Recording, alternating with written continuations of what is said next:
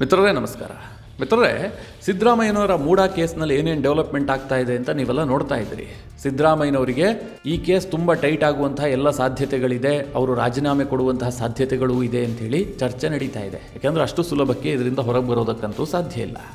ಈ ನಡುವೆ ಒಂದು ಮಹತ್ವದ ಬೆಳವಣಿಗೆ ಆಗಿದೆ. ನನಗನ್ಸುತ್ತೆ ಸಿದ್ದರಾಮಯ್ಯನವರು ಜೈಲಿಗೆ ಹೋಗ್ತಾರೋ ಇಲ್ವೋ ಗೊತ್ತಿಲ್ಲ, ಈ ಕೇಸ್ ಮೂಲಕವಾಗಿ ಅವರು ರಾಜೀನಾಮೆ ಕೊಡ್ತಾರೋ ಇಲ್ವೋ ಗೊತ್ತಿಲ್ಲ. ಆದರೆ ಅವರ ಬಲಗೈ ಬಂಟ ಜಮೀರ್ ಅಹಮದ್ ಮಾತ್ರ ಜೈಲಿಗೆ ಹೋಗುವಂಥ ಸಾಧ್ಯತೆಗಳು ನಿಚ್ಚಳವಾಗಿದೆ. ಸಿದ್ದರಾಮಯ್ಯ ಒಂದು ವೇಳೆ ಈ ಕೇಸ್ನಲ್ಲಿ ಪಾರಾದರೂ ಕೂಡ ಜಮೀರ್ ಅಹಮದ್ ಫಿಟ್ ಆಗುವಂಥ ಸಾಧ್ಯತೆ ಇದೆ. ಯಾಕೆ ಗೊತ್ತಾ, ಇರಲಾರದೆ ಇರುವೆ ಬಿಟ್ಕೊಂಡ್ರು ಅನ್ನುವಂಥ ಒಂದು ಗಾದೆ ಇದೆಯಲ್ಲ, ಅದೇ ರೀತಿಯಾಗಿ ಜಮೀರ್ ಅಹಮದ್ ಮಾಡಿಕೊಂಡಿದ್ದಾರೆ. ಈ ದೇಶದ ನ್ಯಾಯಾಂಗ ವ್ಯವಸ್ಥೆಯನ್ನು ಟೀಕಿಸಿದ್ದಾರೆ, ನ್ಯಾಯಾಂಗ ವ್ಯವಸ್ಥೆಯ ಮೇಲೆ ಆಪಾದನೆ ಮಾಡಿದ್ದಾರೆ. ಈಗ ಅದು ನ್ಯಾಯಾಂಗ ನಿಂದನೆ ಆಗಿದೆ. ಈ ಕೇಸ್ನಲ್ಲಿ ಜಮೀರ್ ಅಹಮದ್ ಪಕ್ಕಾ ಜೈಲಿಗೆ ಹೋಗೋದು ಗ್ಯಾರಂಟಿ. ನಮ್ಮ ಕಾನೂನಿನಲ್ಲಿ ನ್ಯಾಯಾಂಗ ನಿಂದನೆಗೆ ಅಂತಹ ಶಿಕ್ಷೆ ಇದೆ. ಇದರಿಂದ ಪಾರಾಗುವಂಥದ್ದು ಅಷ್ಟು ಈಸಿ ಅಲ್ಲ. ನ್ಯಾಯಾಲಯ ತನ್ನ ಘನತೆಯನ್ನು ಕಾಪಾಡಿಕೊಳ್ಳೋದಕ್ಕೋಸ್ಕರವಾಗಿ ಈ ಹಿಂದೆ ಅನೇಕ ಬಾರಿ ಇಂತಹ ಪ್ರಕರಣದಲ್ಲಿ ಬಹಳ ಸ್ಪಷ್ಟವಾದಂತಹ ನಿಲುವನ್ನು ತೆಗೆದುಕೊಂಡಿದೆ. ಹೀಗಾಗಿ ಜಮೀರ್ ಅಹಮದ್ ಈ ಬಾರಿ ಪಾರಾಗುವಂಥದ್ದು ಬಹಳ ಕಷ್ಟ ಇದೆ. ಏನಿದು ಪ್ರಕರಣ? ಜಮೀರ್ ಅಹಮದ್ ಎಡವಿದ್ದಲ್ಲಿ, ಜಮೀರ್ ಅಹಮದ್ ಯಾಕೋಸ್ಕರವಾಗಿ ನ್ಯಾಯಾಂಗ ನಿಂದನೆ ಮಾಡಿದ್ರು, ಈಗ ಯಾರು ಅವರ ವಿರುದ್ಧ ಕೇಸ್ ಹಾಕೋದಕ್ಕೆ ಹೊರಟಿದ್ದಾರೆ, ಈ ನ್ಯಾಯಾಂಗ ನಿಂದನೆ ಪ್ರಕರಣ ಏನು, ಎಷ್ಟು ವರ್ಷ ಜೈಲಾಗಬಹುದು, ಇದೆಲ್ಲದರ ಬಗ್ಗೆ ಒಂದಷ್ಟು ಇಂಟ್ರೆಸ್ಟಿಂಗ್ ಮಾಹಿತಿಯನ್ನು ನಿಮಗೆ ನೀಡುವಂತಹ ಪ್ರಯತ್ನ ಮಾಡ್ತೀನಿ. ನೀವು ಈ ವಿಡಿಯೋನ ಕೊನೆವರೆಗೂ ಮಿಸ್ ಮಾಡದೆ ನೋಡಿ. ಇವತ್ತು ಜಮೀರ್ ಅಹಮದ್ ರಾಜ್ಯದಲ್ಲಿ ಮಂತ್ರಿ ಆಗಿದ್ದಾರೆ ಅಂತಂದ್ರೆ ಅದಕ್ಕೆ ಕಾರಣ ಯಾರು? ಸಿದ್ದರಾಮಯ್ಯನವರು. ಸಿದ್ದರಾಮಯ್ಯ ಇಲ್ಲದೆ ಇದ್ದರೆ ಜಮೀರ್ ಅಹಮದ್ ಇವತ್ತು ಮಂತ್ರಿ ಆಗಿರೋದಕ್ಕೆ ಸಾಧ್ಯವೇ ಇಲ್ಲ. ಈ ಹಿಂದೆ JDSನಲ್ಲಿದ್ದಂತಹ ಸಂದರ್ಭದಲ್ಲಿ ಜಮೀರ್ ಅಹಮದ್ ಕುಮಾರಸ್ವಾಮಿ ಹೇಳಿದ್ದೆಲ್ಲದನ್ನೂ ಕೂಡ ಫಾಲೋ ಮಾಡ್ತಾ ಇದ್ರು. ಆನಂತರ ಕುಮಾರಸ್ವಾಮಿಗೂ ಜಮೀರ್ ಅಹಮದ್ಗೂ ಆಗೋದಿಲ್ಲ ಅನ್ನುವಂಥ ಸ್ಥಿತಿ ನಿರ್ಮಾಣ ಆಯಿತು. ಆಗ ಸಿದ್ದರಾಮಯ್ಯನವರ ಹಿಂದುಗಡೆ ಬಂದಿದ್ದು ಈ ಜಮೀರ್ ಅಹಮದ್. ಸಿದ್ದರಾಮಯ್ಯ ಏನು ಸುಮ್ಮನೆ ಬಿಟ್ಟಿಲ್ಲ, ಅವರಿಗೆ ಟಿಕೆಟ್ ಕೊಟ್ಟರು, ಪಕ್ಷದಲ್ಲಿ ಮಾನ್ಯತೆಯನ್ನು ಕೊಟ್ಟರು. ಈ ಹಿಂದೆಯೂ ಕೂಡ ಅವರನ್ನು ಸಚಿವರನ್ನಾಗಿ ಮಾಡಲಾಗಿತ್ತು. ಈಗಲೂ ಕೂಡ ಮತ್ತೆ ಅವರಿಗೆ ಮಹತ್ವದ ಖಾತೆಯನ್ನು ಕೊಟ್ಟು ಸಚಿವರನ್ನಾಗಿಸಿದ್ದಾರೆ. ತುಂಬ ಪ್ರಭಾವಿ ಮಂತ್ರಿ ಅಂತ ಅನಿಸ್ಕೊಂಡಿದ್ದಾರೆ. ಸಿದ್ದರಾಮಯ್ಯನವರಿಗೆ ಒಂಥರ ರೈಟ್ ಹ್ಯಾಂಡ್ ಇದ್ದಂಗೆ. ಇದೆಲ್ಲ ಒಂದು ಭಾಗ. ಈಗ ಸಿದ್ದರಾಮಯ್ಯನವರ ವಿರುದ್ಧ ಗಂಭೀರ ಆರೋಪ ಕೇಳಿಬಂದಿದೆ. ಮೂಡಾ ಪ್ರಕರಣದಲ್ಲಿ 14 ಸೈಟನ್ನು ಅಕ್ರಮವಾಗಿ ಪಡೆದಿದ್ದಾರೆ ಎನ್ನುವಂಥ ಆರೋಪ.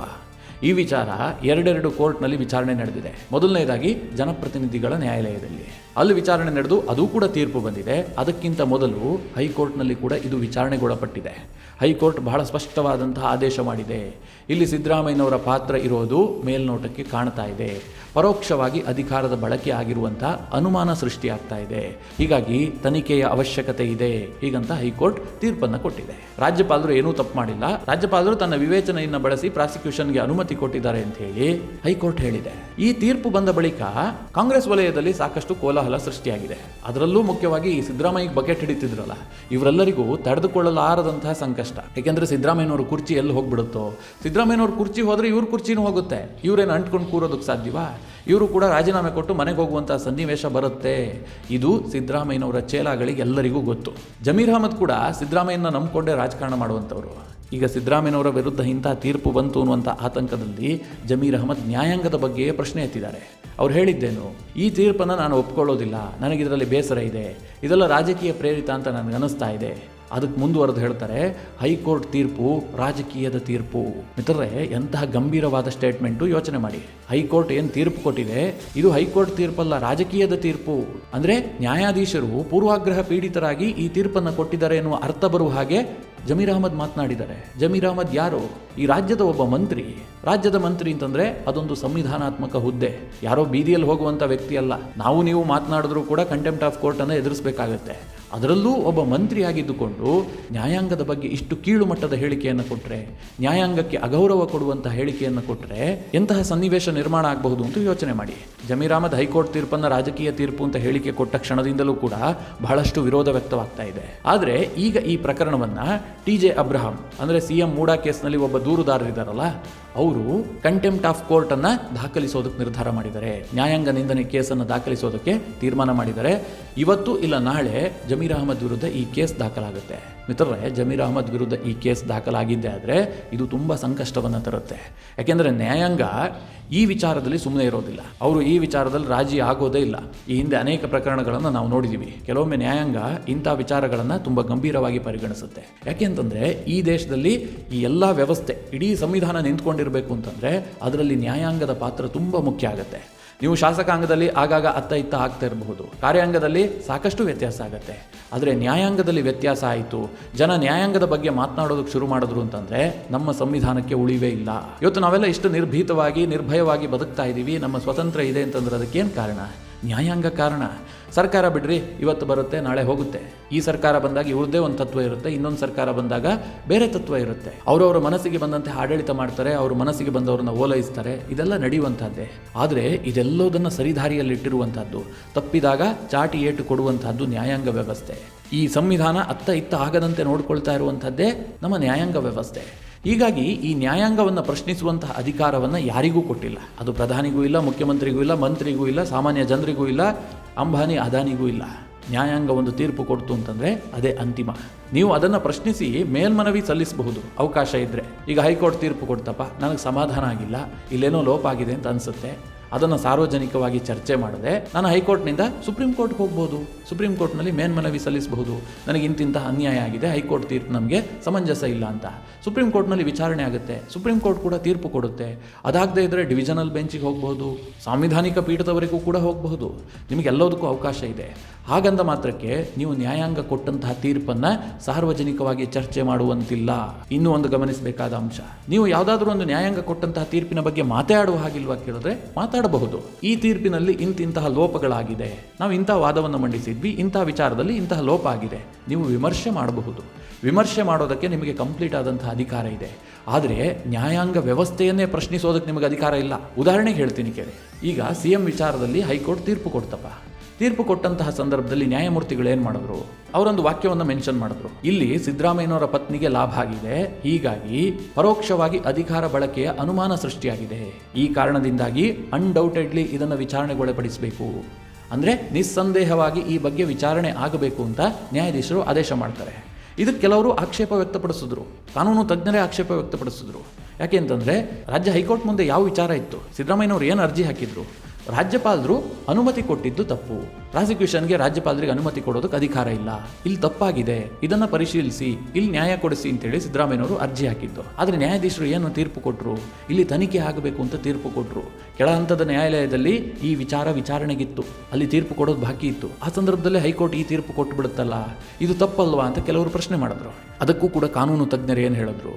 ಸಿದ್ದರಾಮಯ್ಯನವರ ಪರವಾದಂತಹ ವಕೀಲರೇ ಇಲ್ಲಿ ಸಿದ್ದರಾಮಯ್ಯನವರ ಪಾತ್ರವೇ ಇಲ್ಲ, ಸಿದ್ದರಾಮಯ್ಯನವರ ಇನ್ವಾಲ್ವ್ಮೆಂಟ್ ಎಲ್ಲಿದೆ, ಸಿದ್ದರಾಮಯ್ಯನವರು ಇದರಲ್ಲಿ ಭಾಗಿಯೇ ಆಗಿಲ್ಲ, ಸಿದ್ದರಾಮಯ್ಯಗೂ ಇದಕ್ಕೂ ಸಂಬಂಧವೇ ಇಲ್ಲ, ಹೀಗೆಲ್ಲ ಅನೇಕ ವಿಧವಾಗಿ ಕೋರ್ಟ್ ಮುಂದೆ ಪ್ರಶ್ನೆ ಎತ್ತಿದ್ರು. ನ್ಯಾಯಾಧೀಶರು ಮುಂದೆಯೇ ಕೇಳಿದ್ರು, ಈ ಕೇಸ್ನಲ್ಲಿ ರಾಜ್ಯಪಾಲರು ಅನುಮತಿ ಕೊಟ್ಟಿದ್ದಾರಲ್ಲ, ಸಿದ್ದರಾಮಯ್ಯನವರ ಪಾತ್ರ ಎಲ್ಲಿದೆ ಹೇಳಿ ಅಂತ ಅವರು ಪ್ರಶ್ನೆ ಮಾಡಿದ್ರು. ಯಾರು? ಸಿದ್ದರಾಮಯ್ಯನವರ ಪರವಾದಂತಹ ವಕೀಲರು. ಹೀಗಾಗಿ ನ್ಯಾಯಾಧೀಶರು ಹೇಳಿದ್ರು, ಇಲ್ಲಪ್ಪ, ಸಿದ್ದರಾಮಯ್ಯನವರ ಪತ್ನಿಯ ಬಗ್ಗೆ ಆರೋಪ ಕೇಳಿಬಂದಿದ್ದು, ಪತ್ನಿಗೆ 14 ಸೈಟ್ ಸಿಗುತ್ತೆ ಅಂತಂದ್ರೆ ಪತಿ ಮುಖ್ಯಮಂತ್ರಿ ಆಗಿದ್ದಾರೆ, ಸಹಜವಾಗಿ ಪ್ರಭಾವ ಬೀರುವಂಥ ಸಾಧ್ಯತೆಗಳಿರುತ್ತೆ, ಈ ಕಾರಣದಿಂದ ತನಿಖೆ ಆಗುವಂತಹ ಅವಶ್ಯಕತೆ ಇದೆ. ಇಷ್ಟು ಸ್ಪಷ್ಟವಾಗಿ ತೀರ್ಪು ಕೊಟ್ಟಿದ್ದಾರೆ. ಇಷ್ಟೆಲ್ಲ ವಿವೇಚನೆಯಿಂದ ನ್ಯಾಯಾಧೀಶರು ತೀರ್ಪು ಕೊಟ್ಟಂತಹ ಸಂದರ್ಭದಲ್ಲಿ ನೀವು ಓವರ್ ಆಲ್ ಆಗಿ ಈ ತೀರ್ಪೇ ರಾಜಕೀಯ ಪ್ರೇರಿತ ಹೀಗಂತ ಹೇಳ್ಬಿಟ್ರೆ ಇಡೀ ನ್ಯಾಯಾಂಗ ವ್ಯವಸ್ಥೆಯನ್ನೇ ಪಾತಾಳಕ್ಕೆ ತಳ್ಳದಂತಾಗುತ್ತೆ, ಅದು ಒಬ್ಬ ಸಚಿವ. ಹೀಗಾಗಿ ಮಿತ್ರರೇ, ಈ ವಿಚಾರ ದೊಡ್ಡ ಮಟ್ಟದಲ್ಲಿ ಚರ್ಚೆ ಆಗ್ತಾ ಇದೆ. ಬಿಜೆಪಿ ಈಗಾಗಲೇ ವಿರೋಧಿಸಿದೆ. TJ ಅಬ್ರಾಮ್ ನ್ಯಾಯಾಂಗ ನಿಂದನೆ ಕೇಸ್ ಹಾಕ್ತೀನಿ ಅಂತ ಬಹಳ ಸ್ಪಷ್ಟವಾಗಿ ಹೇಳಿದ್ದಾರೆ. ಒಂದು ವೇಳೆ ನ್ಯಾಯಾಂಗ ನಿಂದನೆ ಕೇಸ್ ಹಾಕಿದ್ರಪ್ಪ ಏನಾಗುತ್ತೆ? ನ್ಯಾಯಾಂಗ ನಿಂದನೆ ಪ್ರಕರಣದಲ್ಲಿ ಏನು ಶಿಕ್ಷೆ ಆಗಬಹುದು?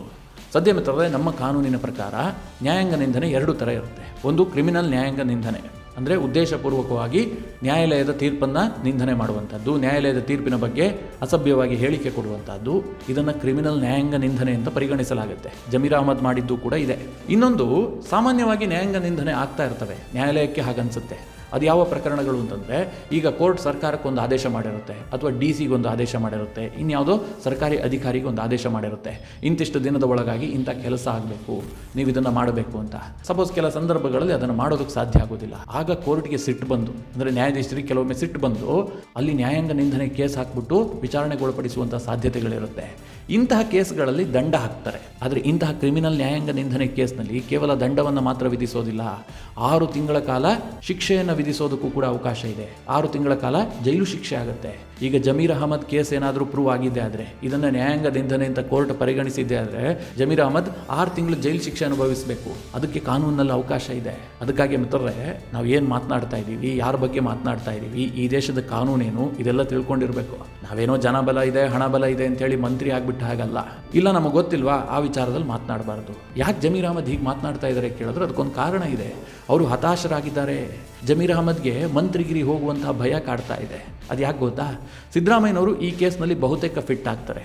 ಕೋರ್ಟ್ನ ತೀರ್ಪೇ ಆ ರೀತಿಯಾಗಿದೆ. ಒಂದು ವೇಳೆ ಸಿದ್ದರಾಮಯ್ಯನವರು ಈ ಕೇಸ್ನಲ್ಲಿ ಫಿಟ್ ಆಗಿ ಅವರ ವಿಚಾರಣೆಗೊಳಪಟ್ಟು ಅವರೇನಾದರೂ ರಾಜೀನಾಮೆ ಕೊಡಬೇಕಾದಂತಹ ಸನ್ನಿವೇಶ ಬಂದಿದ್ದೆ ಆದರೆ ಸಿದ್ದರಾಮಯ್ಯನವರ ಚೇಲಾಗಳಿದ್ದಾರಲ್ಲ ಅವರೆಲ್ಲರೂ ಕೂಡ ಅಧಿಕಾರ ಕಳೆದುಕೊಳ್ಳುವಂಥ ಸಾಧ್ಯತೆಗಳಿರುತ್ತೆ. ಅದರಲ್ಲೂ ಮುಖ್ಯವಾಗಿ ಜಮೀರ್ ಅಹಮದ್.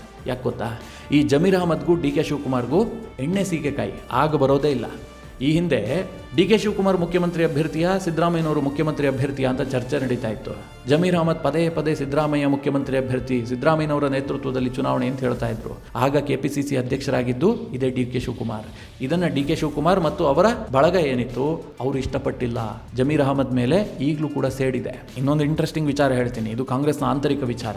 ಯಾವಾಗ ಸಿದ್ದರಾಮಯ್ಯನವರು ಮುಖ್ಯಮಂತ್ರಿ ಆಗ್ತಾರಲ್ಲ 2ನೇ ಬಾರಿ, ಆಗ ಕ್ಯಾಬಿನೆಟ್ ರಚನೆಯ ಸಂದರ್ಭದಲ್ಲಿ DK ಶಿವಕುಮಾರ್ ಇಟ್ಟಂತಹ ಒಂದು ಬೇಡಿಕೆ ಏನು ಗೊತ್ತಾ?